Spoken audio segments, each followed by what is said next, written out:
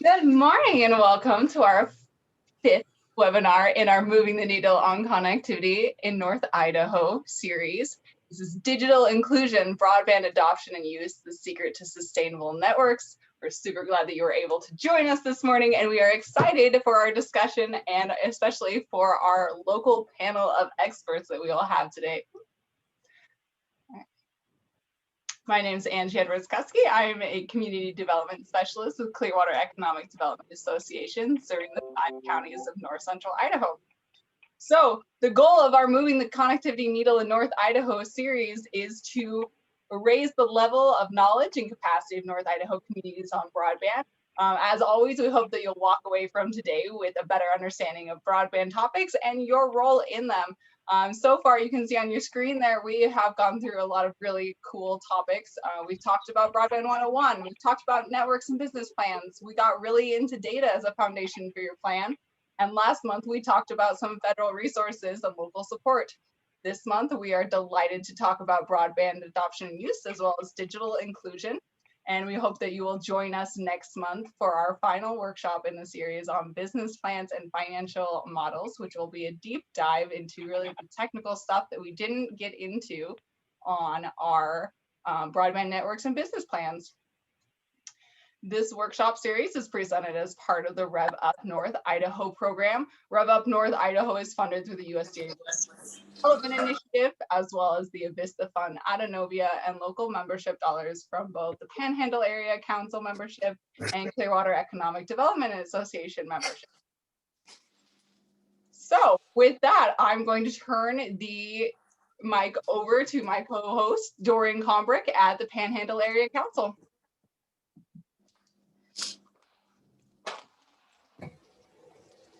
Thanks, Angie. Good morning, everybody, and thank you again for being here for today's presentation about broadband adoption and digital inclusion.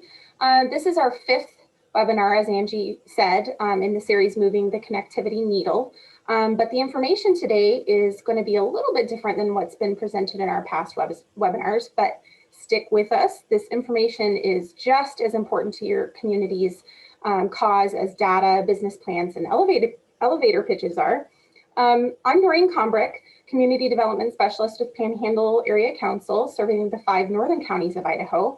Last month, we learned about funding resources such as the Economic Development Administration, USDA Rural Development, and the Federal Communications Commission, FCC. And we also heard from some possible local philanthropic partners, which was really amazing. But today, we're going to talk about what you have to, or what you can do once you've gotten funding, and you're finally going to break ground on your broadband project, both literally and figuratively. And unlike some kinds of infrastructure projects, such as a new road or a bridge, a new broadband project doesn't necessarily mean that if you build it, they will come. Thankfully, today we have Amy Tseng, she's a senior broadband program specialist with NTIA's BroadbandUSA. And she's here with us today to discuss broadband adoption and digital inclusion. Her policy, stakeholder engagement, and grants administration work focuses on expanding broadband access, adoption, and digital skills in underserved and vulnerable communities. Prior to NTIA, she was the Digital Inclusion Director for San Francisco, where she developed one of the country's first local government digital inclusion initiatives. In that role, she also served on the first California State Broadband Task Force. She previously worked in philanthropy on digital inclusion and communications policy and in the technology sector as a software engineer and project manager. She holds a Master of Science degree in Technology and Policy program from the Massachusetts Institute of Technology and a Bachelor of Science degree in Math and Physics from Brown University. From 2014 to 2016, she was a fellow and affiliate of the Berkman Klein Center for Internet and Society at Harvard University. In 2017, she was awarded the Charles Benton Digital Equity Champion Award for her longstanding work on digital inclusion. Thank you so much for being here today. We are so excited to listen to what you have to say. Great. Well, thank you so much for the introduction. I'm really excited to be here. I really enjoyed the planning sessions and hope that what we're presenting here today is particularly relevant to you all. As was stated, so most of the my understanding is most of the workshops before really focused on broadband deployment and networks and how you get that all going. And so as Dorian said, my focus is once you have a network, whether you already have one or you're planning for one and you're looking at, your market for your network, the whole issue of how can you actually get people to use broadband in ways that benefit their lives and communities? So, and we call that the broadband adoption, digital inclusion, and use. So next slide. Okay, so this is the definition that we have from digital inclusion, and this is something that was jointly developed with the National Digital Inclusion Alliance. And it really, again, focuses on people, individuals, and people in communities, and making sure that they have access, that the broadband is actually affordable to folks, and that they have the devices and the skills to, again, benefit, to fully utilize and benefit from broadband. And, I like to emphasize to folks, this is really the human side of technology, that there's a whole social infrastructure, not just a physical infrastructure to technology adoption and use. So today we'll look at ways that you all can take action so that the digital technology can actually help you achieve overall community goals, education, jobs, health, social and civic engagement, aging in place. These are all broad social and economic issues that we often in the broadband field say, oh, broadband will help solve these or address these. But then you need to kind of connect the dots between once you have a network in and actually realizing the benefits, all these social and economic benefits. Next slide.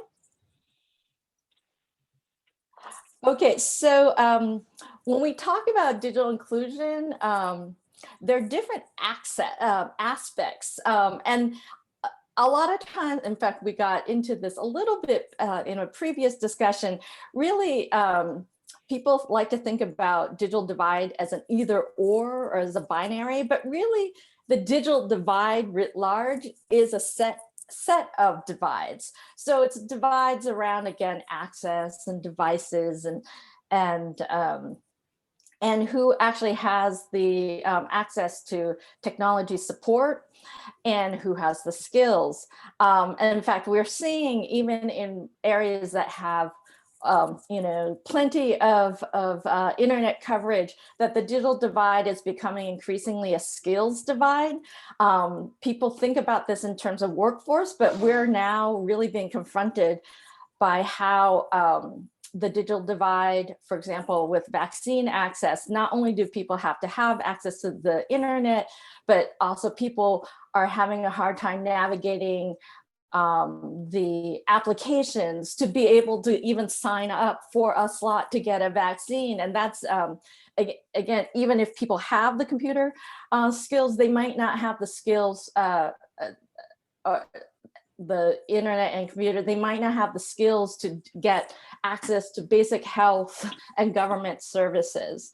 So again, we see these gaps, and I know that Karen, in a previous workshop, really took you through the process of how to determine the gaps in your state, in your communities. But we see these gaps in terms of region, whether it's a rural, suburban, urban community. Grab a blanket, they're more comfy. Income levels of education, racial disparities, and disparity in terms of disability and accessibility access. So next slide. So what we're really hoping to kickstart in this workshop, and I know that there'll be a continuing technical assistance session, is how does a community, or how do your communities go about bridging these digital divides? And we'll look at, I'll just highlight a couple of examples of some other parts of the country that have started to address or are addressing these divides. And then I know our local panel will be illustrating other examples that are happening in your region. So next slide. So I just wanted to, again, highlight a couple of examples.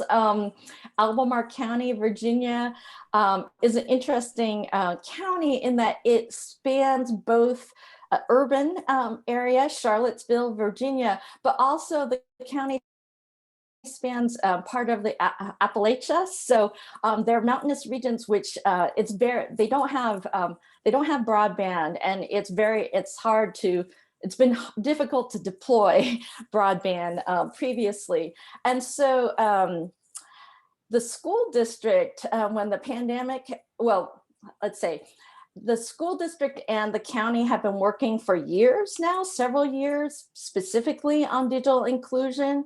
So they've worked, the county has applied for and gotten a state grant to deploy more fiber through their county. They have a whole team of specialists that focus on digital inclusion. So not only, so even before the pandemic, they were very focused on the homework gap. And as you can imagine, when the pandemic hit, that the fact that they had both the partnership and also the resources and the mindset around enabling remote education was very helpful. So they had a team of technology support folks to help. You know, they already had a laptop distribution program.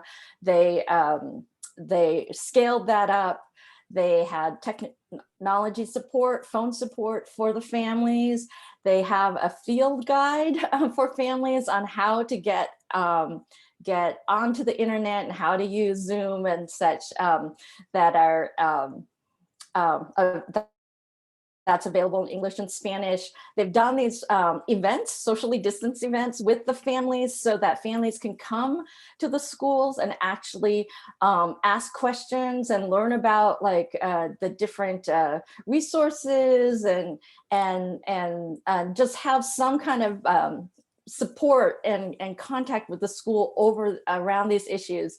As I mentioned, they had already been partnering with the county, and they were able to identify very quickly between school surveys and data that the county already had, and also speed test data that will be covered in our webinar. They were able to identify which students didn't have access or had poor access to the internet, or students who couldn't afford that, you know, because they had done the parent survey. So the school was able to quickly deploy mobile hotspots or get people signed up for discount internet access in the more urban, suburban areas. The county was able to deploy public Wi-Fi and cellular on wheels in areas where there were students, but you know, the access wasn't quite there, was not quite robust. And again, they're using this data, and they have used this data to prioritize where they're going to put their fiber network. And again, they have a state grant for deployment. So again, I'm really impressed with Albemarle County because they have looked at a really comprehensive solution, and the fact that they're addressing needs from urban to very rural, all in one strategy. Yeah, I really recommend looking at what they've done. So next slide. Okay, so Rush County, Indiana, this past year, actually they just issued a digital inclusion plan, and they're actually the first a local government in Indiana to present a plan. And actually one of the first, let's say, smaller communities. This is a more rural community or rural county. And but they came together and formed a task force, and they worked with Professor Roberto Gallardo at the Purdue Center for Regional Development, and he's really one of the experts on rural broadband, both broadband access and broadband adoption. So they were able to utilize broadband speed tests to focus areas. One thing that's really unique about their plan, they have, they have several points around increasing availability, increasing access to devices, but they state very specifically that one goal is to integrate digital inclusion into ongoing community and economic development. So they really want to embed digital inclusion and broadband adoption within their existing, again, economic development plans. So in this, the town of Rushville, for example, they were able to work with a local nonprofit that gives, that refurbishes computers and gives computers to folks and shows them basics on how to use it and how to protect their online safety. And what was interesting was that this was like a kind of nonprofit community space, nonprofit, but again, it's all about like working with existing community partners and sort of embedding the digital inclusion, or in this case, computer ownership and digital skills part as part of it. And again, they've been developed, they were working on some strategies around the homework app even before the pandemic began, so. All right, next slide. So in terms of resources, I want to highlight that on our website, we do have some information about digital inclusion programs across the country. And if there are any actual state and government officials, we do hold a regular meeting about monthly.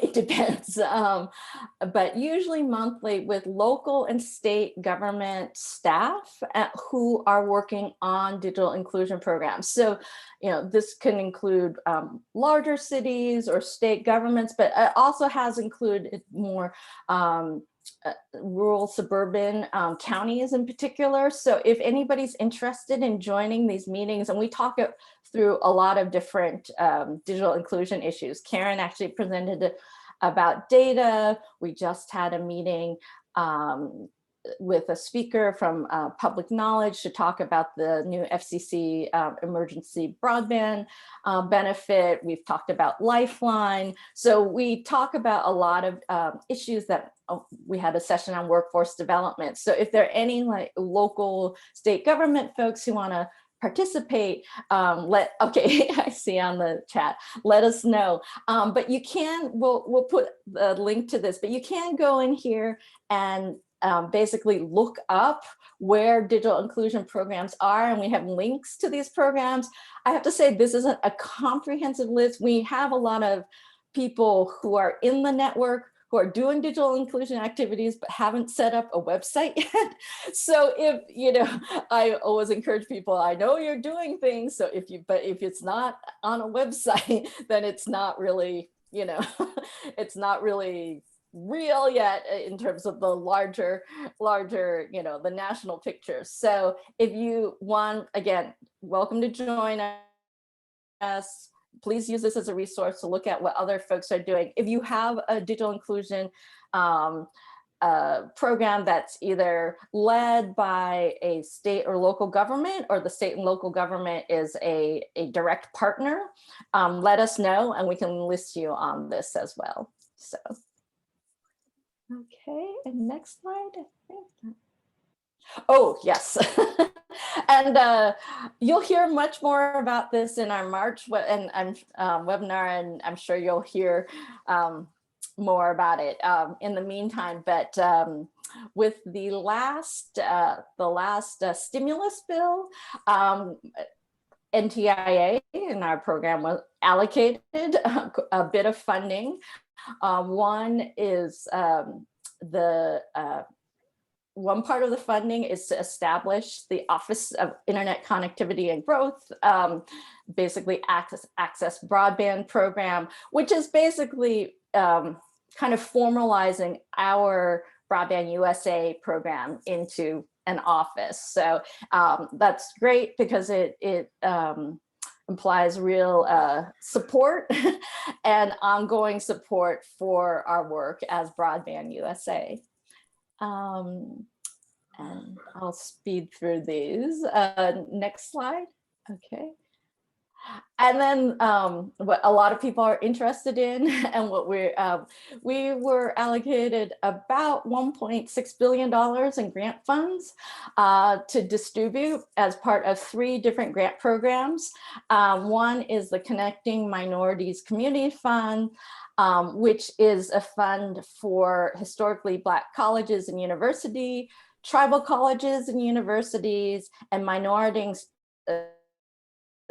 serving institutions, particularly those that serve low-income students. That includes Hispanic serving institutions, Native serving institutions that may not be a tribal college, Asian American, Pacific Islander serving institutions, again, focused on low-income, on places with a high percentage of low-income students. And the whole purpose is to help students and communities get connected to the internet through affordable broadband service and also promote digital skills. So it's a digital inclusion focused program.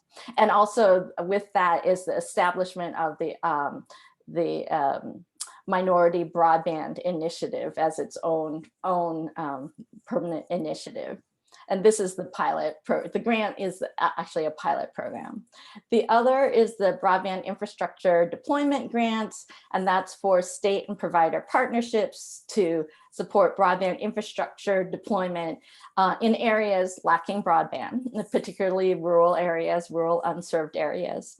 And then the third program is the Tribal Broadband Connectivity Grants, which is for tribal governments, tribal organizations, tribal colleges and universities, Native Hawaiian, Native Alaskan, and Native corporations to expand broadband adoption and deployment. So it's both spans infrastructure and digital inclusion and community use of broadband on tribal lands, as well as to support distance learning initiatives that support remote work, telehealth, particularly during the COVID-19 pandemic, since tribal lands have been particularly hard hit. So you'll be hearing more.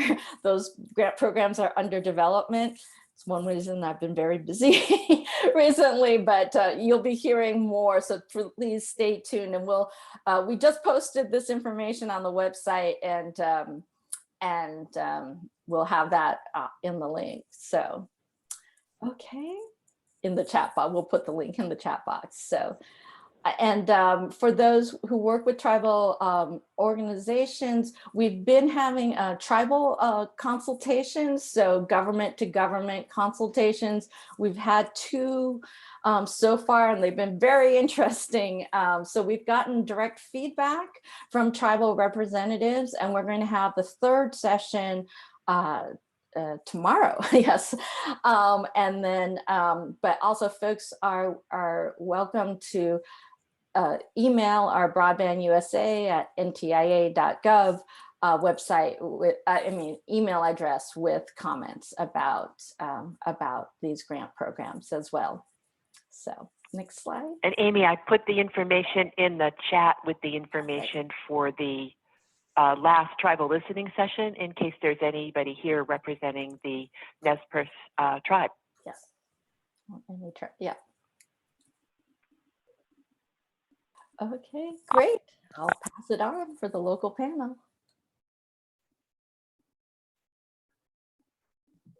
All right, fantastic. Thank you so much, Amy. And if anybody has any questions specifically for Amy, please go ahead and drop them in the chat, or while we are getting our next panelists queued up, go ahead and shout them out and we'll address those now. But we are going to move into our local panel, and you'll see our questions protocol there.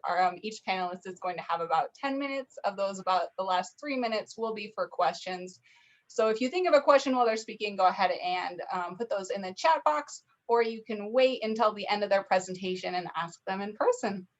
So Mandi, I believe I just gave you screen sharing permission. Hopefully I did. We'll see how this works. It's always an adventure. But we are going to kick our panel off. Amy, I think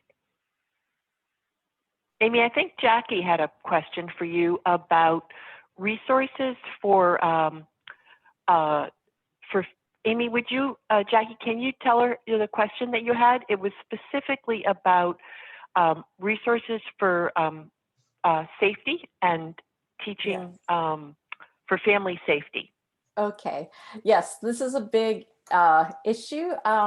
There are some like Common Sense Media, and I know there are other organizations that have curricula, but I can follow up with you directly. The National Digital Inclusion Alliance is a great resource to both their listserv as well as their website. I'm not sure they have a report on this, but also I know that the Albemarle County has some resources on their website, and I'd be happy to also connect you with them. So we have a project that Dodd from CEDA and CEDA are aware of, and I just think that this might be a track that we might want to cover, because I think it's all very well having access to broadband or the internet, but there's another element to this, is having the skill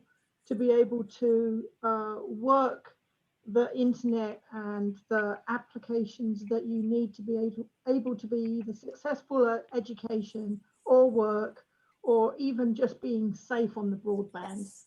And so, and that's what I picked up from your presentation. So I'm really pleased with the content that you provided, because that just tweaked my interest, that we need to make sure that this is included within the programs that we are looking at running out of our job accelerator. Yes, and I think I know that several libraries, and I think IMLS has maybe funded, I'm not sure if they funded it on a national level, but several library systems have also developed internet safety programs and curriculum. And part of it is on the audience, because there's a whole, it's shaped by, if you're talking about families and parents and caregivers protecting their children and protecting themselves. And then there are actually organizations that deal a lot with seniors, and senior fraud. Actually, AARP is one that has done a bit of work in this area around how to protect seniors online. So yeah, it's a whole issue and in itself. So.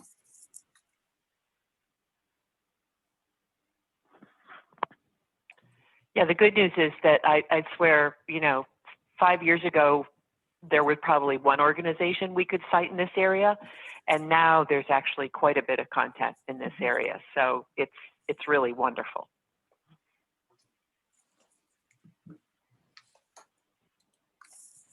Fantastic. I do see we have some other questions in here about SpaceX and about the RDOF program. Do we want to address those now, or do we want to hold on to those until after our panel? You can go either way. Yeah, I probably will. I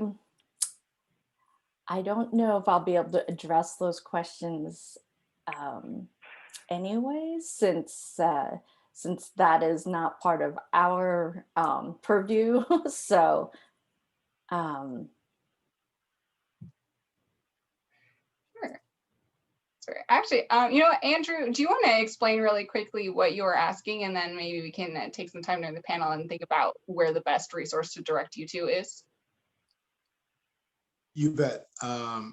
Yeah, sorry, it's kind of it's a messy question, but the short version is things like USDA Rural Development and then the RDOF lottery have, as best I can tell, created a situation where, you know, whether they're new providers or existing providers have come into a market and they've hit that 25/3 standard or 10/1 or whatever the metric might be, and they effectively create a monopoly in a small rural community, because then that community can no longer access grant funds. Maybe they wanted to do a community fiber model, but that's no longer tenable because they can never qualify for those grant funds because they'd be overbuilding. And so I'm curious, when it comes to digital inclusion, if that dialogue has been had at NTIA or otherwise at the FCC or otherwise, about how they're kind of accidentally creating these monopolies by not allowing people to have some choice. Digital choice is kind of what the central thesis is, and these funding structures are built with grant metrics in such a manner where it obscures a community's ability to determine its future. You're left at the whims of whichever incumbent is willing to put forth whichever application to build out whatever level of service, and take it or leave it at the end of the day. Well, this issue has come up during the tribal consultations as well. So it's nothing, we are accepting comments at the BroadbandUSA at it's at ntia.gov around these programs. So I think that might be a venue which to express some of this feedback. Yeah, I will put the email address in the chat, because it sounds like your comment is generally about how you'd like us to structure all of the grant programs, and we'd love your feedback. Yes. Fantastic. And I did see one more follow-up in there. Amy, if somebody wants to get on that Idaho digital inclusion calendar, how should they get their programs on there? Do they just send it to you? On the map, their digital inclusion, yes. And again, the basic, that map doesn't it includes the local government or state government programs, but yes, please send it. And also, again, I really encourage folks to check out the National Digital Inclusion Alliance, because they actually also have, what is the award? They recognize cutting edge local and local government programs on their website. So that's another good place to make yourself known. Very cool. Awesome. Thank you so much. All right. It looks like Mandi is all queued up here, so we'll go ahead and move into her presentation. Mandi Harris is the Youth Services Supervisor for the Coeur d'Alene Public Library. She oversees programming and collection development for children ages birth to 12 and their families. She is also part of the library's management team. Mandi is usually the loudest person in the library and has been shushed more than once. She adores getting to watch children and families grow, learn, and fall in love with reading. And we're so delighted to have her here today. Mandi, take it away. Thank you so much for having me. I am very excited. I'm going to set a timer because I'm a big talker and I don't want to talk over our question and answer time. So I am Mandi. I'm the head of youth services for the Coeur d'Alene Library. And what I hope you take away from my presentation today is that the library is here to serve you. We're here to serve our community, and we exist to facilitate the flow of information and to facilitate community connections. So when most people think of a library, they think of books, but how I like to think of it is a library is about information. Books are just one form of technology that conveys information, and we have many of those forms of technology in the library. So we are all about bridging gaps and building connections. So our service population at the Coeur d'Alene Library is, since we're a city library, our service population is the population of the city of Coeur d'Alene. However, while we're a standalone city library, we're part of a larger cooperative network called the Cooperative Information Network.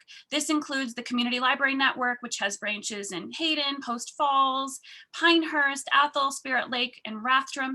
So any of our patrons can access the services provided by those other patrons. And the same goes for those rural outlying communities. They can put our books on hold, our hotspots and Rokus and other devices on hold, and have them sent to their area.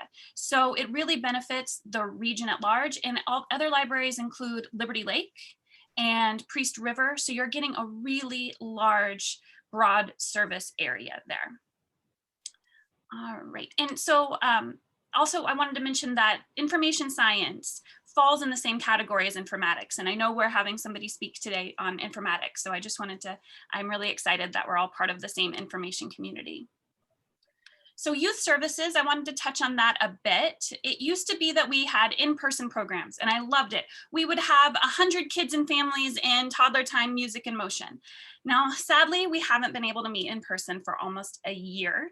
We suspended in-person programs at the Coeur d'Alene Library on March 12th. And by March 13th, we had our first virtual program up and running. It's since evolved a little bit. We started off with only live stream and pre-recorded. I've now switched to doing some Zoom story times as well. And I know privacy and security is a huge concern. I don't publicly advertise my Zoom links or my Zoom passcodes. Families are required to register. I privately email that information, and they're welcome to keep their cameras turned on and off. And I confirm everything via the registration form. I want to ensure and model digital safety as well. So we have our virtual story times. We have a children's blog that I write each week where I include our book list, extension activities for families to do at home. Now, not everybody has access at home, so I also print off the materials that they can pick up at the library. We have LEAP kits, help backpacks, STEM kits, early literacy kits, sensory kits. These are things that families can check out from the library and take home for a month at a time with 2 renewals.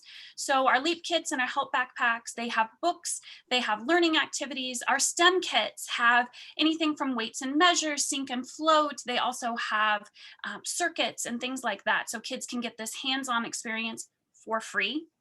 We have our early literacy kits and the sensory kits. I was able to obtain a grant last year. So these are geared towards kids who are on the autism spectrum, kids with sensory processing disorder. Some of these sensory input tools that can be so expensive, they can access them for free at the library. We recently launched Laundry Cares, which we have early literacy sites at 2 local laundry facilities that are near low-income apartments. We also have one at a women's shelter. We give storytime kits to daycare partners, free giveaway books to community partners. When schools were closed, we had free books with the lunches that were given out. We have books and crafts people can come pick up. We have take and make kits. And coming this summer, we will have a children's community garden. We're in partnership with the Parks Department. I'm very excited for that. I'm a big believer in hands-on exploratory learning. All right, so I wanted to give you a big overview of how we're meeting information needs even when we can't meet in person. And we're not the only library doing this. Libraries across the country are working and doing our best to fill in these gaps that we have discovered are even larger than previously thought. So bridging the digital divide. We have several ways we're attempting to do this. We have hotspots that are available to be checked out from the library. And again, those aren't just for Coeur d'Alene citizens. Anyone, Pinehurst, Spirit Lake, they can access those as well. We currently have 42 in circulation, and there are, I believe, 22 pending holds as of this morning. We recently at Coeur d'Alene purchased 10 Chromebooks because a hotspot is all well and good, but what if you don't have a device? What if you can't afford a device? So we check out Chromebooks for people to use. So this is how people can file taxes. They can set up vaccine appointments. We also provide services, and I'll talk about that on the next slide, over the phone to help people with this. Also, it's not always about doing the serious work of applying for jobs, applying for social benefits, filing your taxes. Everyone deserves access to entertainment. So we also have Rokus available to check out, and we have extended our Wi-Fi in the parking lot. So even if you aren't able to check things out, maybe you don't have a library card, so you can't check things out. Maybe you don't have a photo ID that you need to get a library card. Well, you can use the Wi-Fi in our parking lot. We installed a new antenna so that it reaches even further. And last week when I was running curbside holds, because we're on a curbside only model, we're not open to the public, but we'll deliver anything to your car. I saw a man in his car watching a movie using our Wi-Fi.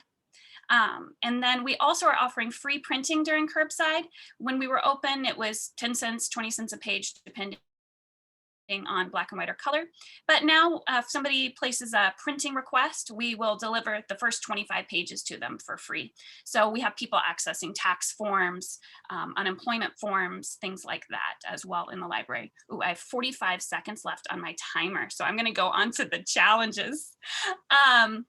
So I wanted to give you the best overview of library services possible. So I reached out to library friends across the country, asking them what challenges they see in digital equity and digital inclusion. And my friend Ellie over at Imagine If Libraries in Kalispell gave me this great formula. This is how she sees digital equity. It's a formula. It's devices plus connectivity plus skills, training, and support. And if you remove any one of these facets of the formula, you don't have digital equity. So at the library, we're attempting as much as possible to provide devices. We're attempting to provide connectivity, but what we're attempting to do is to provide that skills training and support. When we were open, we had book a librarian appointments where people could book a librarian. We would walk them through anything from the basics of how to set up a Gmail account to more complicated reference tasks and questions. So we're attempting to do this over the phone and virtually now, but this is where that digital divide really comes into play, because we're here not just to provide the access of the devices and the connectivity, but we're information professionals. We're here to train you and help you then to continue to train yourself. So that's been one of the challenges. Another challenge is hotspots don't work everywhere. They don't work in rural communities. A library friend in Maine said they have hotspots, but it doesn't do all of her patrons that much good if they live in a really rural area. Also, we have a lot. We have 42. Unfortunately, there aren't only 42 people in our region who need access to hotspots and devices. So we're attempting to do our best to fill this gap. But where I really see libraries coming into play, I absolutely believe in having free items available to check out. But we are also here to facilitate, like I said at the beginning, that flow of information and the flow of community connections. So personally, as the head of the children's department, I have community partnerships with the Boys and Girls Club, Head Start, our other departments in the city of Coeur d'Alene, the United Way. So if you seek to, or if you're looking for partners in your local area for broadband access, broadband adoption, and digital inclusion, I would strongly encourage you to partner with your local library. We are eager, we are excited. Our whole goal is community service and the flow of information.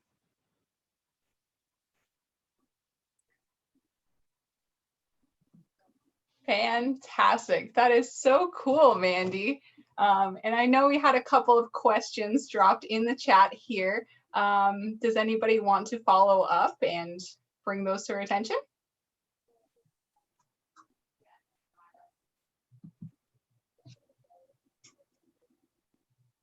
Looks like they might have actually been answered in the chat here, but one of them was about your hotspot program and whether it connects to a specific wireless network. I believe this, I'd have to check with our IT person, but I believe it's with Verizon, but I'm not sure. I'd have to check with Christopher.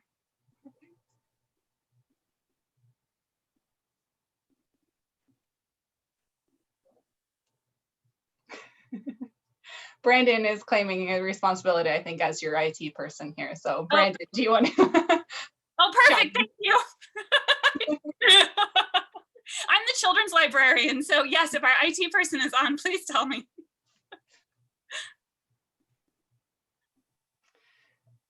Hi there, can you hear me? Yes, so they are Verizon hotspots, although Christopher would probably be more intimate in those. I just do the back-end networking side of things. Awesome. So Brandon, I think you answered it in the chat here, but just for the rest of our benefit, how is it a hotspot connection through Verizon, or how does that work?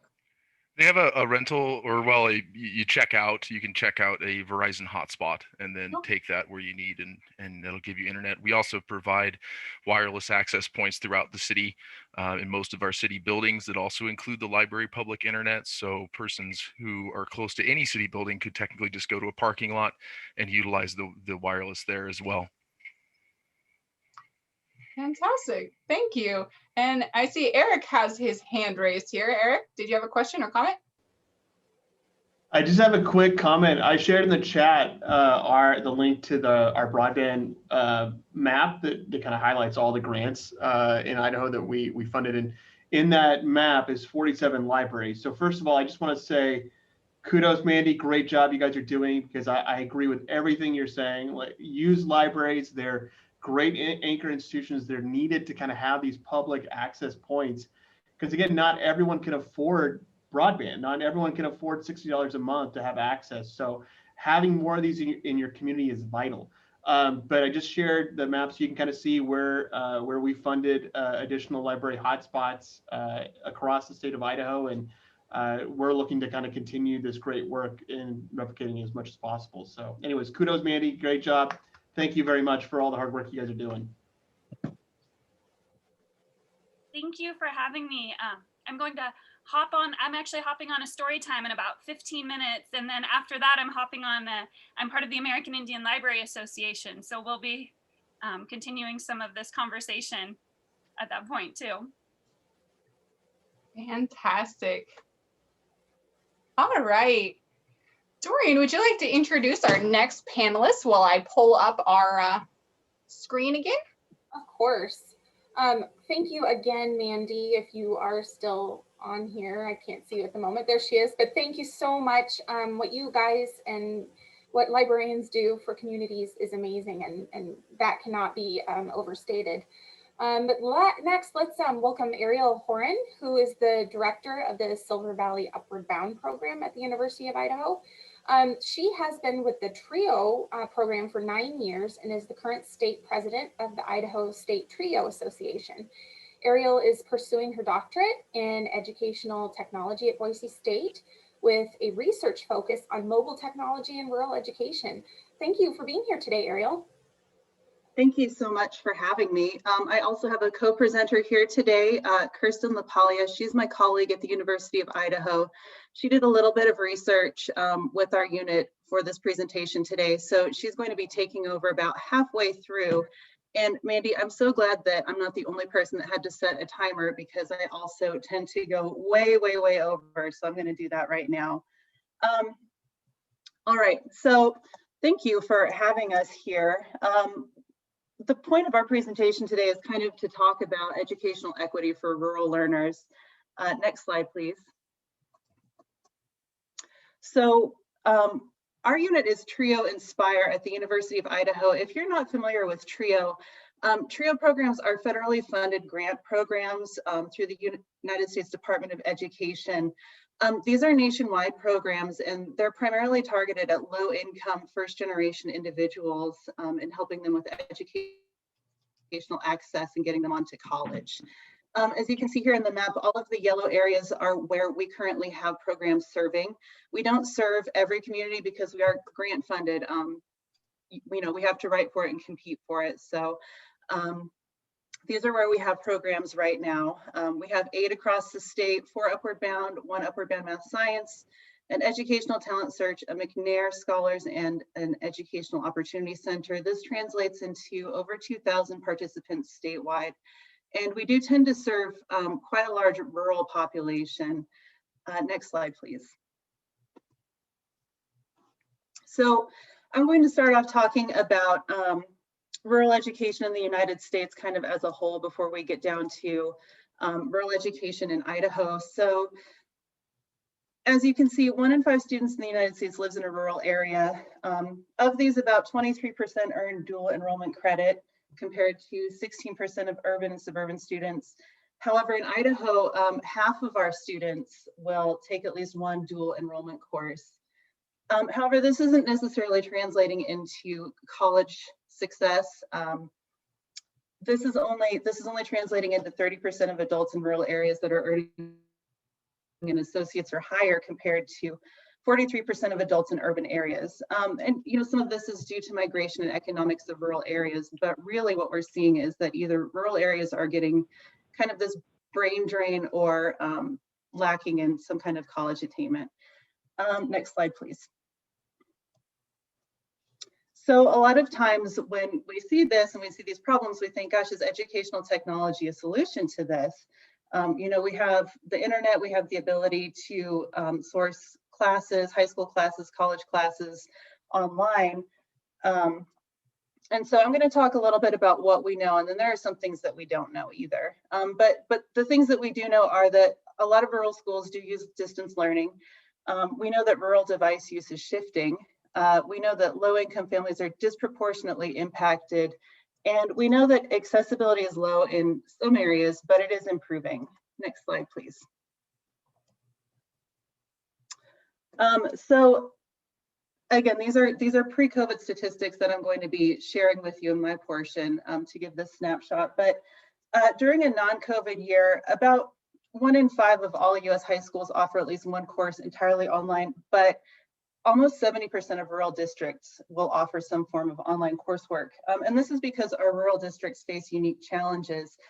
They tend to struggle to retain and recruit qualified teachers. Because of small populations and financial constraints, it's also often difficult to offer the same diversity of classes that suburban or urban areas can offer. So a lot of times we don't see AP coursework, a variety of foreign languages, etc. Next slide, please. We also see that rural device use is shifting. So these graphs from the Pew Research Center are showing that the use of smartphones is surpassing the use of home broadband, tablets, and ownership of desktop and laptop computers. So this is suggesting that over time, a lot of people in rural areas are adopting mobile devices as their primary means of getting internet access. Next slide, please. I shut this. Yeah, go ahead. She talks a lot. They're all talking.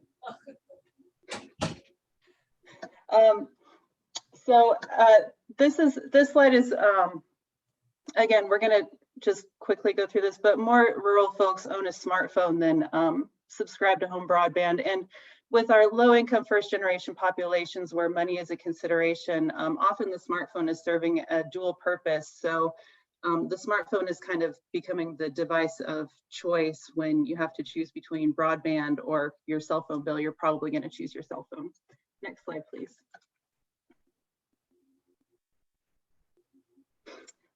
So low-income families are disproportionately impacted. I won't go through all of these statistics, but just worth noting that students who access the internet for homework every or almost every day are far lower in rural locations and small towns, and among those who have whose parents have lower levels of educational attainment. Next slide, please.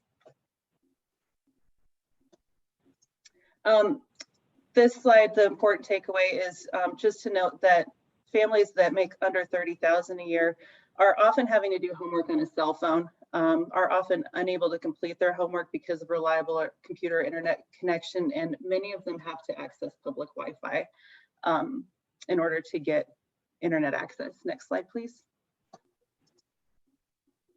And finally, the last thing we know is that accessibility is low in rural areas, but it is improving. And as mentioned previously, Starlink internet is beta testing. We are seeing increased 5G speeds for mobile users, but again, those that live in areas with geographical and infrastructure issues are still maybe not always served by these. Next slide, please, and I'm turning it over to Kirsten for this portion. Yeah, hi. So, can you guys hear me? Yeah, okay. Okay, so we thought we would like to take a look at what's happening right now in our communities and with our students. So we did a quick survey with our staff earlier this week, and about 10 staff responded and to represent, they each serve about 50 students plus. And so we got here kind of a staff snapshot on what's happening with about 300 high school students and 100 college students here in Northern Idaho right now. generally, and I put the statistics in the bottom. Again, this is just kind of a snapshot right now from what staff is experiencing. So half of our students have poor or no internet. In the city limits, the accessibility is pretty good, and yet there's a lot of barriers to it, such as cost and homelessness, where students might just not have it.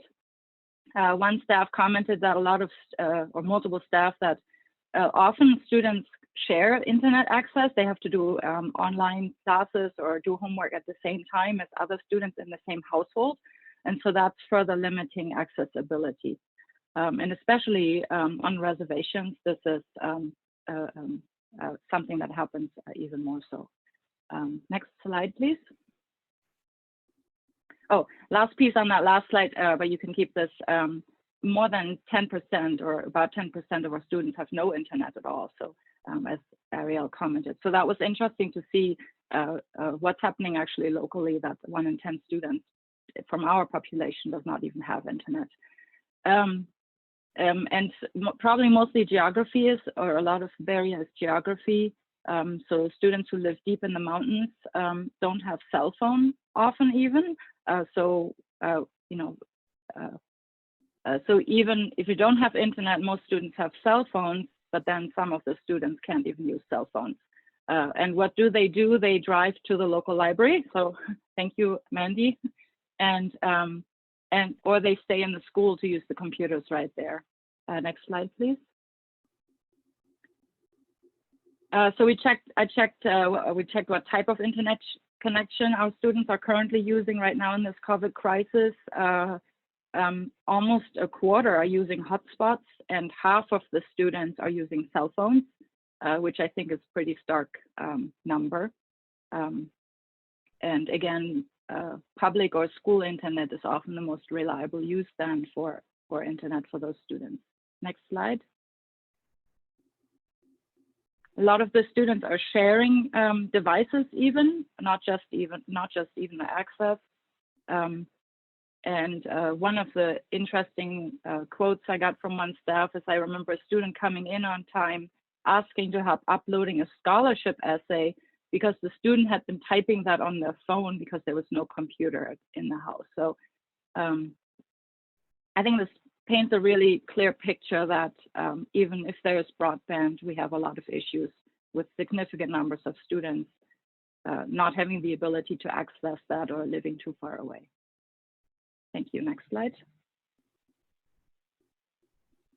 Yeah, overall, we got a picture of great inconsistency between the different schools. That was the other feedback. So a lot of districts have great initiatives. We have had 2 out of our districts providing computers to our students, but then other schools don't have those types of programs. So there's great difference between which school you're attending, in addition to what kind of access you have from your house. Okay, thank you. Next slide. Okay, so I'm going to wrap up the presentation. We only have 2 slides left, and I know that we are quite both verbose. But what we don't know about this topic and ways that you can help us out and help out the field in general is that really rural distance education is a super sparse field. Most of the studies are outdated, and we don't have any studies nationwide on mobile usage in this population. We have lots of anecdotes and a lot of anecdotal evidence, but no one's really studying this right now. And if people are, it's coming from developing countries primarily and not the United States. We're also not really sure how these barriers are impacting rural learning outcomes. Next slide. So the implications for future research are, we're looking at how are these barriers impacting rural learning outcomes? How can states create policy to streamline online learning? How can rural districts capitalize on their pre-existing strengths in distance learning? And how much of this is taking place on mobile devices, and what is the impact of that? So again, if anyone here has expertise in the area or is willing to engage in studies, I think that could be particularly useful as this is such a sparse field. So next slide. That's all we have. If you have any questions, these are our email addresses, and we have our website for our department. So thank you. Fantastic. Thank you, Arielle and Kirsten. That was really informative, and I really appreciate the questions for future research that you identified. Do we have any questions for Kirsten or for Arielle at this time?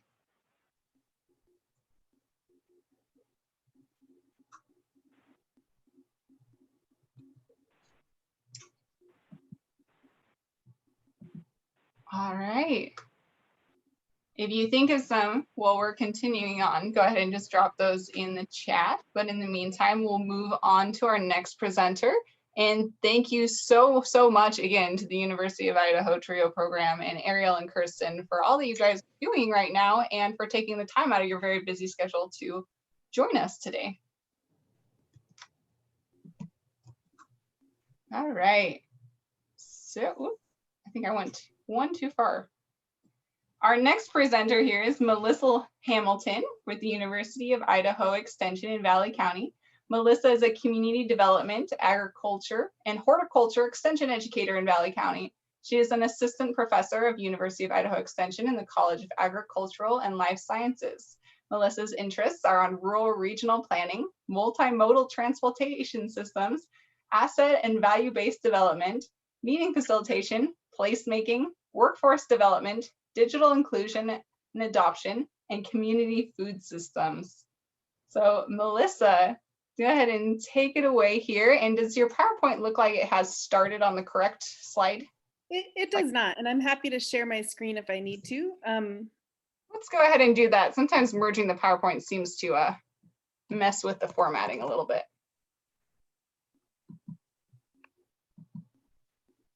Can you give me permissions? Yes, you should have permission now.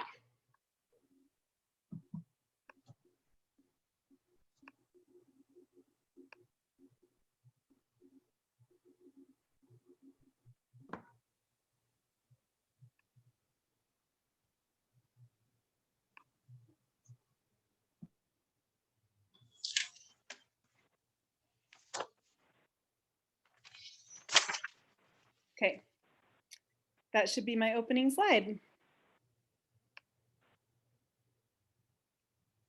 And so thank you so much for having me. My name is Melissa Hamilton. I'm the extension educator located in Valley County. And this has been really great for me to attend and also just eye-opening because I feel like extension educators across the state as well as across the nation are doing adoption of digital education and communication, but they might not even know it. And I'm attending a national conference right now, and they're talking about broadband. And there's a lot of conversation in the chatter right now saying a lot of what I do is onboarding people just to understand the technology. And I'm like, digital inclusion, light bulb. So great. Thank you for having me here. I'm excited to share about what extension is, what it does, and where you can find and get connected to some of those resources.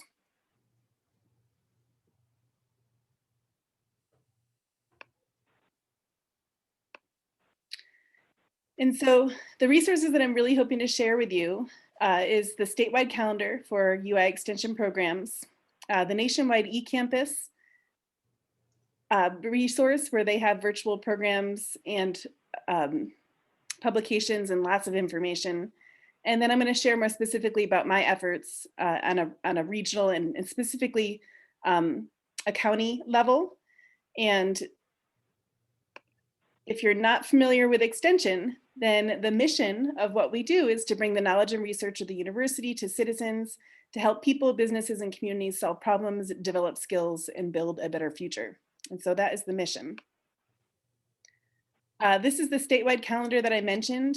It's really fun to look at this statewide calendar, and I have a growing enthusiasm for it because what I was able to offer locally a year ago was really predominantly focused on me and what I had and the knowledge I had and the resources I had to deliver to my local stakeholders. And I was paying to bring experts or people to the county to then give, information that's outside of my knowledge base. And that was, the model that we predominantly were using. And now when I look at the statewide calendar, there's online. And so now all of a sudden there's diabetes prevention programming that I can offer locally to my stakeholders through a virtual platform. And while this one says it's in Nampa, I do know that there's one that's going to be offered here coming out of Eastern Idaho coming up. There's gardening, there's farm and ranch succession planning, sheep and goat webinars. It's like the whole world of what was possible is really starting to open up through everybody bringing and delivering their programs virtually. And so there's a lot of resources out there to be excited about. Oh, and just a really quick plug on this statewide calendar. The Peer Learning Network is the one that I'm leading. And if anybody here wants to be part of an exchange with any self-identified leader, it could be citizen at large, it could be a clerk, it could be a commissioner, it could be a mayor, city planner, rural planner. Come to the Peer Learning Network. We're doing the exchange, and reach out to me if you're interested in that process. So this is a picture of what the eCampus looks like, campus.extension.org. And this is where you can tap into resources that are shared from extension educators across the nation. And so some of them are relevant nationally, and some of them are really focused for target stakeholders in their county. But this is the national online platform that we have for extension. And I just want to talk a little bit about how I serve a role in digital adoption with my programming. And so this past year, well, in 2020, in the spring of 2020, I was offering an in-person Master Gardener program. And the COVID-19 pandemic happened, the shutdown happened, and we had to decide whether we were going to cancel that program and reschedule sometime in the future, or if we were going to move it into a virtual delivery. And so we decided with that Master Gardener group that we were going to move it into a virtual delivery. And I had to really think about how I was going to onboard people to that process and make sure it was comfortable for them so they would adopt it. And it just was flawless. I'm so impressed with the willingness for these lifelong learners. In Extension, we tend to attract people that are lifelong learners. And I have people in my programs that are in their 20s all the way up into their 80s. And so it really is taking time to onboard people and meet them where they're at, and then create a culture where it's okay if we have some flops, and it's okay if some people have some technical difficulties. And so the way I did that is I built in separate meetings or orientations to practice Zoom skills before we actually had the class, and so we could work out the kinks. And by the end of that class delivery, I had people sharing their screen and delivering PowerPoints to share content information on their research from the learners that were in that class of multiple age ranges. And overall, I was really proud, really proud of those learners. And we also welcome all connection points. And so depending on where people are tuning in, their internet might be patchy. And in some places we know, oh, that's Liz, she's jumping in and out of this meeting because her internet's not so great. And we'll have them turn off their video and or call in and use their phone if they have a data plan that allows for them to do that. And some of our learners do connect by phone. So that resonates with me with what you were saying in the TRIO program. So normalizing the space, encouraging exploration in that Zoom room, that I mentioned that a little bit before about those orientations that I would have for programming. And then I think a motivating factor for the community education programs that Extension offers is not only the knowledge and not only the content, but coming into this position with a community development mindset, I think there's a third place that happens. There's a connectivity that happens through community education programs where you're bringing people maybe together from different communities and forming these bridges between cities within a county. There's also an opportunity to make connections between different people that go maybe to different churches or to different schools. And so it's a third place that's happening when you're holding a community education class. And when you transfer that in-person experience into an online platform, I think that you would be doing an injustice to your programming if you didn't take a moment to pause to try to build those community connections. And so I'm big into community connections with my programs, no matter what content I'm delivering. And so, this could be a whole nother session, but there are ways that you can deliver community connections through a virtual platform if you create a space for it. And this is just a little card I have that I use with my programs. And you can change it, you know, like rather than what hopes and do you hold the future holds for you, it could be what hopes does the future hold for you as a master gardener? What hopes does the future hold for your community? What hopes does the future hold for broadband access? You know, so you can really get creative with how you do this, and you can break people up into breakout rooms and create that intimacy that they might have. You can build in 15 minutes before or 15 minutes after to have that kind of small talk chatter and try to build the culture of like, come to class early so you can chat about the weather or your family. And so I think that, you know, those are little considerations that go a long way to make this space comfortable. And so specifically, some of the programs that Extension offered, that I offered stakeholders in my county, and Extension really is county specific. And so it looks different in every county across the state. And there's at least one of me in 42 out of the 44 counties in Idaho. And the commissioners, they decide what the areas of expertise that they'd like their extension educator or educators to have. And so in my introduction, you kind of got a big list of all the stuff that I do. But my focus area is community development, ag, and horticulture. And then we have a full-time 4-H coordinator that does the 4-H program in our office. And so those are kind of the 4 areas that I focus in. And before COVID-19, we were onboarding people to, you know, virtual delivery of programming. And one of the programs specifically was a Cultivating Success program. And I was really proud of it because we did a hybrid model because we didn't, at the time, you know, people might not have connected if it was all virtual.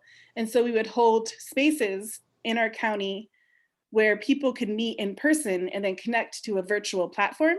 And so it was a way for them to navigate that experience and build the camaraderie of local networking.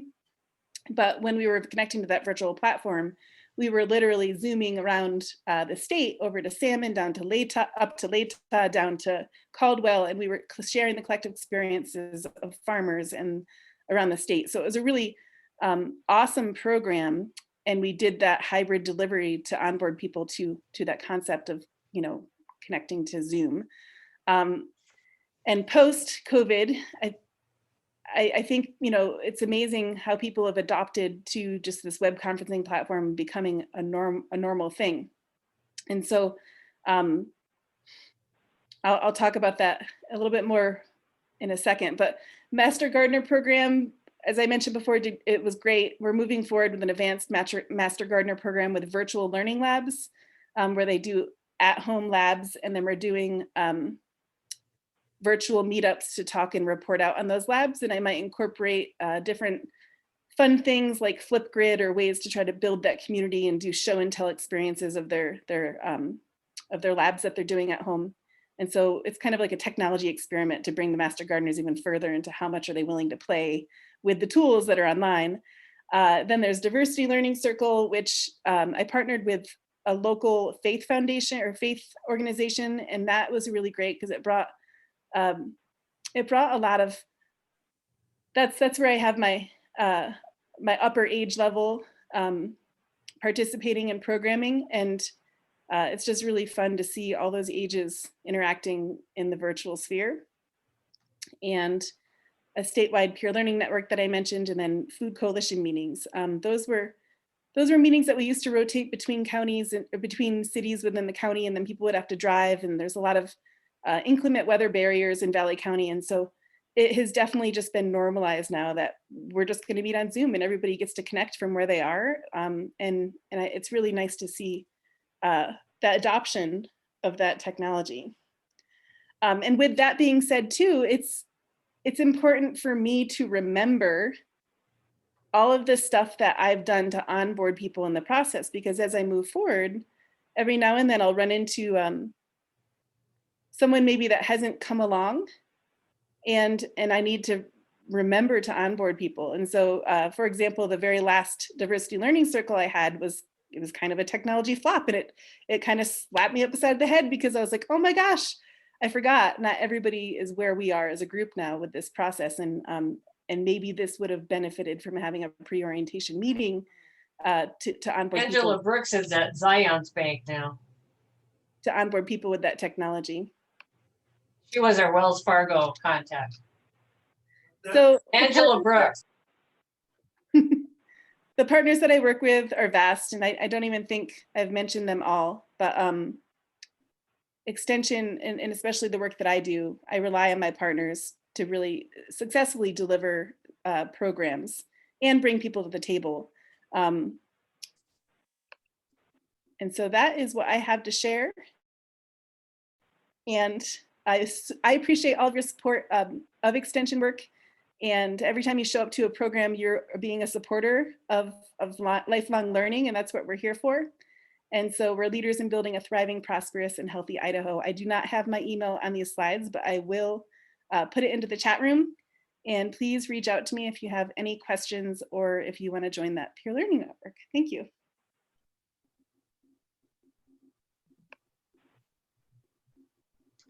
Fantastic. Thank you so much, Melissa. I love what you're doing. And I really love that little card you have with the what are your hopes for the future? That's such a great idea. Yeah, he was one of the keynote speakers for one of the national extension conferences, and he totally inspired me with Community Connections. And he's been leading virtual trainings on how do you make this space more fun. Oh, Chad Littlefield is his name.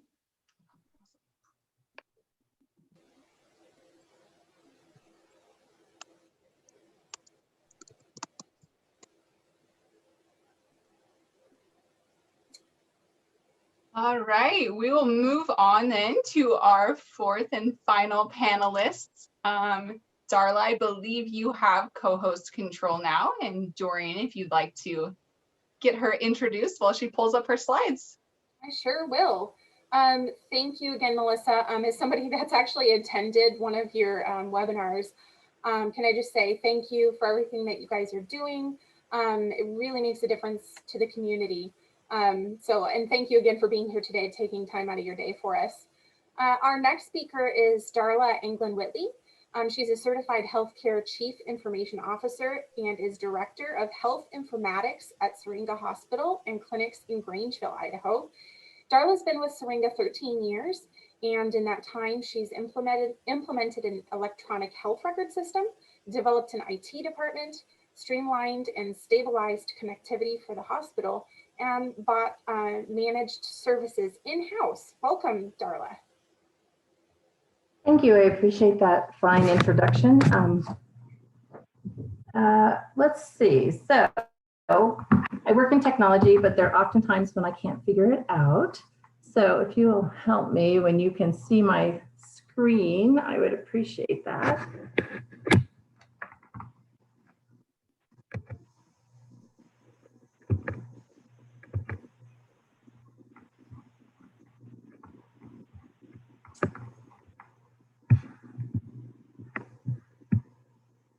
Are you able to see anything yet?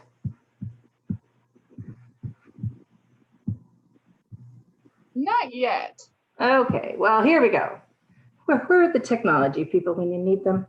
You can lead technology, but you don't have to know a lot about it, right? Oh, there we go. Oh, hey, look. We are rocking now. Oh, yeah, I'm sorry. So I'm really grateful that you're letting me participate in this. I feel very,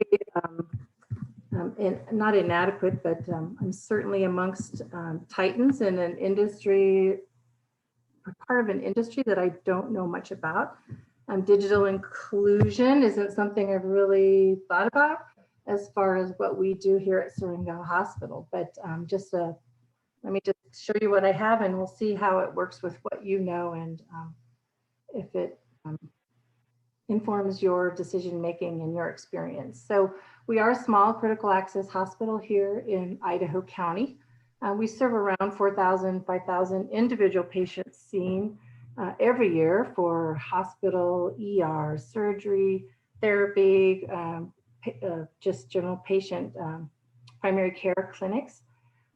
Just a little bit about Idaho County. We are a very frontier county of about 1.9 people per square mile. We're that big blank spot in the middle of Idaho, south of northern Idaho and north of southern Idaho. We just that single road that goes through. So if you're going from south to north, you've been in Idaho County, but you probably didn't really notice it. According to the quick facts from the Census Bureau, with that small amount of population, we have 82% have claimed that they have computers in the home, and 69% say that they actually have access to broadband. And I would really like to give kudos to the folks in the region who have made broadband, huge broadband accessibility strides in our county over the last few years. And you know who you are, and some of you are on the call today. So thank you for all that hard work that you have done. We are a healthcare industry. We are eager, voracious users of broadband. We adopt technology faster than it's even been being developed. And so we are grateful for the rollout of broadband in our regions. We require 100% uptime, and that's probably the single hardest thing to acquire in rural areas. Through a bunch of partnerships with various vendors, we are able to, in most spaces, have 100% uptime with the failovers. As you can see, the very last part of this slide, we have fiber, we have DSL, we have wireless, and we have cellular. And between all four of those systems, we can manage to have very rare and very limited amounts of downtime. We don't just need it for computers and our electronic health record system. More and more of the ways that we care for people here in our space require wireless or some type of IoT access. So we need the broadband. There's a really poor economic, I don't even know how to speak about it. There's no return on investment for people to bring broadband into our area just because there's so few people. We only have 16,000 people, 17,000 people now here in this whole county of 6.8. I don't know, just anyway, it's just silliness with 1.9 people per square mile. There's just no way for anybody to recoup their funds if they do some development here. So that's why those broadband grants that you're providing in the region are so vital and so important to us and to our patients. Some of the things that I guess the biggest area that we provide digital adoption or digital inclusion is through our patient portal, which is an online space for patients to acquire access to their health records, to have chats and secure visits with their provider, to see their results, to pay their bills, and those types of things. In 2016, when we rolled out our patient portal, we had about 60 connections every 30 days. And in 2020, we were averaging 492 connections every 30 days. So, and even 2020 with the pandemic, I think we saw a 45% increase over the previous year, the 2019. So in 2020, we had 2,557 new patients acquiring access to the portal, and 1,300 returning patients are in the portal on a regular basis. And through the Google Analytics, we know that 50% connect via a mobile device, tablet, or phone, and 50% connect via the desktop. And for years, it has been a running demographic. Most using this system are 55-year-olds and older patients going outside the region, connecting in Seattle, Spokane, Lewiston, Boise, and far-flung states. And then with COVID, we have seen an increase down to the 45-year-olds and 45 to 54-year-olds are now joining the pack. So that's nice to see some of the younger folks actually making use of it. We had a COVID clinic this week where we gave out an awful lot of vaccinations. And with those people, I did some statistics on those, and 50% of the folks who came through had an email address, and only 25% denied having an email. So I had access to email. So that's very nice to see that more and more people who are coming to see us have email addresses, do want to be connected, and that we're able to accommodate them. So with COVID, the 2020 has changed a lot of things for us. We're highly regulated industry. There's certain things that we simply cannot do without permission from the federal government. And so with the emergency waiver for COVID, that brought down a lot of barriers to telehealth. And so we were able to roll that out. And as long as the emergency waiver is in place, at this point, we are still allowed to see people via telephone and televisits. And so we have seen quite a number of those. In 2021, we will be rolling out telehealth visits through the patient portal as long as the big Medicare, Medicaid, and the big health insurance payers will allow us to continue caring for our patients that way. Obviously, COVID has changed all kinds of things, not only the way you and I visit with one another, but also the way families visit with one another. So when patients are here in isolation with COVID, we have tablets and access available to them to visit with their family members, because family are often excluded from bedside visits because of the virus. So we have a place set up in the hospital where family can come in, and we connect them with tablets or phones to the patient in the patient room as well.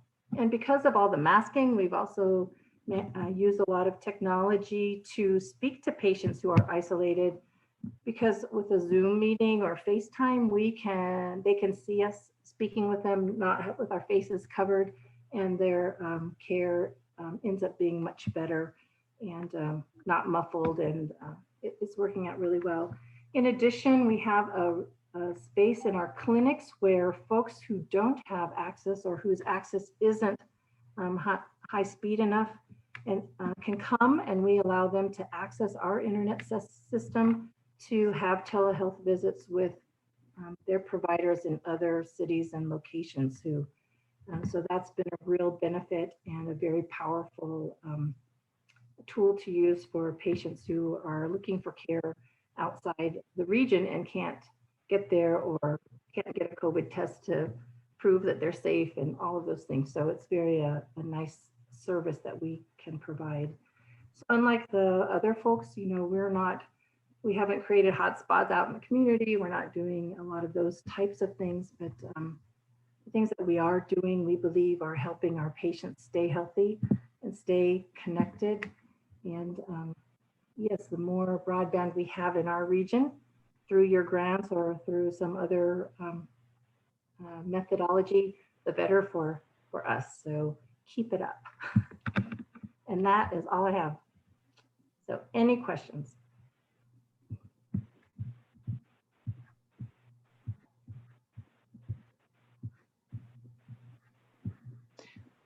Fantastic. Thank you so much, Darla. This is really interesting to see this from the healthcare perspective, especially.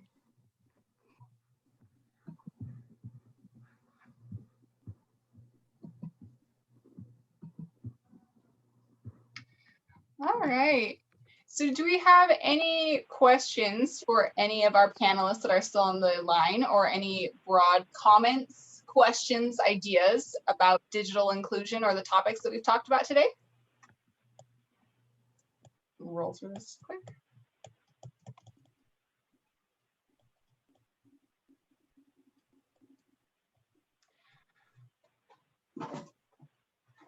All right. So in the interest of time on our agenda, we had planned for some facilitated discussion time to talk about taking action. To make sure we get out of here on time, we're actually going to go ahead and move these questions into our technical assistance discussions. But as we're looking at this, we'd encourage you all to think about these questions in relationship to the panelists that we just heard and everything that you know that's happening in your community. What is your community already doing to bridge your digital divides? Who is taking action? Is it the libraries, the schools, the nonprofits, churches, community colleges, etc.? And what further actions do you want to take, or what partnerships can you further or connect to? So these are your takeaway thinking questions. And let's see here.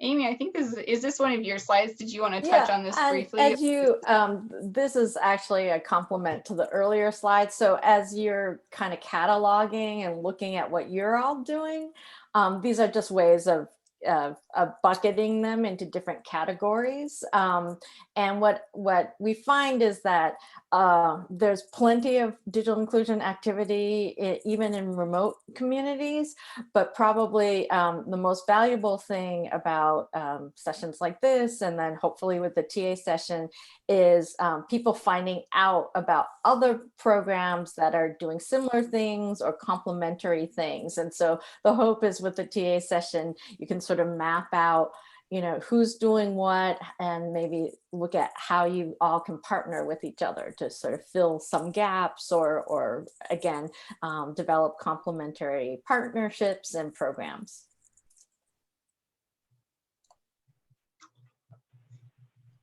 Fantastic. All right, so let's talk next steps real quick here. We will be having our technical assistance and discussion opportunities to continue this conversation and hopefully build some partnerships. It will be held on Thursday, February 25th. North Central Idaho stakeholders will be meeting at 9 a.m. North Idaho stakeholders will be meeting at 10 a.m. And as always, you're free to join whichever one of those fits best into your schedule. So to request a link or to RSVP to that, you can go ahead and contact Dorian or myself. And I know we'll also be sending a follow-up to all of you as well. This session will be recorded, and the link and all of the slides from our presenters will be available after the session, likely tomorrow. All of our past recordings and slides are available both on we have a YouTube channel, and I can also happy to send you any of those slide decks. So if you need any of those or want to catch up, please let me know. And moving forward, our next opportunity to get together and talk after our technical assistance will be our March 11th webinar on broadband networks and financial plans. And Karen, do you want to give us about a 15-second preview of what Dawn and Scott are going to get into on that one? What they'll be covering is a much more really a detailed overview of developing a business plan and a network plan. So this is really a roll up your sleeves presentation on the details of how to do a business plan, how to do a network plan. It's relatively timely if you're thinking about business cases and really what are the components of a business case, whether you're doing a grant application, whether you're doing a network design, what are the things to consider, what are the elements to look at when you're developing partnerships. It's really, this is kind of the gritty one. So if you're looking at a detailed network plan, a detailed partnership, this is a good one to consider. A number of folks said we want to move into action. This is a good one to look at if you have a partner you're working with. This is a good one to look at to evaluate that partnership. Fantastic. Yeah, we're really looking forward to that one. And I will, in the follow-up email, make sure I'm going to include the link for registration for that next event. Should be exciting. Okay. So our final thoughts here, BroadbandUSA and NTIA are always available to help communities with their broadband and digital inclusion efforts. We have some contact information there, and please reach out to them. I will just say on behalf of PAC and CETA, this has been such a fantastic partnership. So we would certainly highly recommend anybody who's interested to get in touch with these folks. And with that, I think the only thing left to do is once again thank our local panelists and Amy for presenting today. This was super informative, and hopefully what comes of it is just continuing to build those partnerships around our region and our state that will help us to include more people in all of our broadband efforts and get them connected. So, any final thoughts? Hearing none, I think we'll go ahead and say everybody have a fantastic 3-day weekend, and make sure you're following up with all those resources and links in the chat. And thank you for joining us today. Thank you. Thank you all. Thank you.